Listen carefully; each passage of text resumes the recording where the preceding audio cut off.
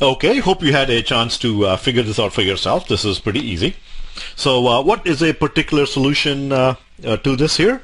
Well, it's pretty straightforward. Why don't I try? As is usual for differential equations, most of what we do is guess and check. Okay, so differential equations actually, rather than being scary, are actually very simple. In most cases, you know what the answer is, and you try it out. So in this case, let's guess. Let's guess VP equals VI. So if I substitute VP equals VI here, that goes to 0. And I substitute VP equals VI here, so I get VI equals VI. So therefore, VP equals VI is indeed a solution. So this is my particular solution. So, okay, so I'm done with the first step. That was easy. Okay, it doesn't get easier than that. Now that I have the particular solution, let me go ahead and figure out the homogeneous solution. Okay, the homogeneous solution, as you recall, is a solution to the differential equation with the drive set to 0. So this is the solution to the homogeneous equation, which is LC d squared VH for homogeneous here, dt squared plus VH equals 0. Okay, in the homogeneous solution is a solution to the homogeneous equation, and in this case that is for the drive set to 0. Okay, let me just write that down as a quick note so you will remember. So recall that VH is the solution to homogeneous equation, okay, which is the equation with the drive set to 0. So I get the 0 on the right hand side. Okay, so as promised, I am going to follow a 4-step method to solve this. Okay, to find the homogeneous solution. Okay, this is a little bit more involved than finding the homogeneous solution for first order equations, but it's not much harder. So it's 4 steps as part of the global step 2. So let me write that down as steps 2A through 2D. So 4 steps. So let me start with the first step. Okay, 2A. So as is our usual practice, we start guessing. Okay, so we're going to start assuming a solution to the homogeneous equation. Okay, so what do you think? What solution do you think might work here? Okay, what is the class of solution that you might want to guess? Okay, and this is not, don't be surprised, it's very similar to what you did for first order equations. Okay, the solution that we guess has to have the following property.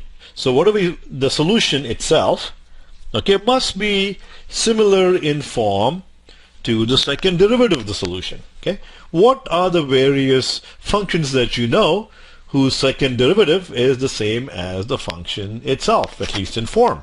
Well, we've seen this. We're going to go with something similar to what we chose for our first order equations, and we're going to guess.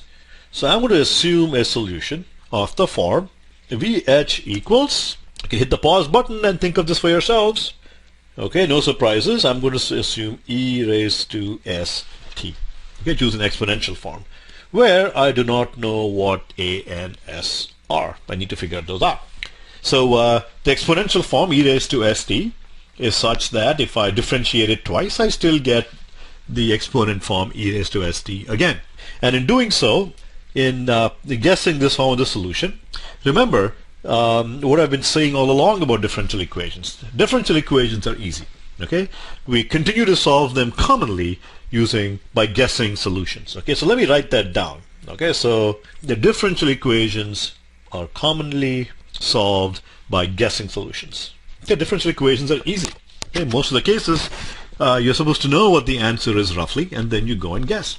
So now if I assume a solution of the form a e raised to st, I should be able to go and write some expression in s. Okay, so why don't I have you do a practice exercise and try to do this for yourself. So what I'd like you to do is take a e raised to st, which is the homogeneous solution form that I've guessed, and I want you to substitute that into the homogeneous equation, and I would like you to develop for me an equation in s. Okay, so I'd like to go and figure out an equation in s that must be true for a e raised to st to be a homogeneous solution.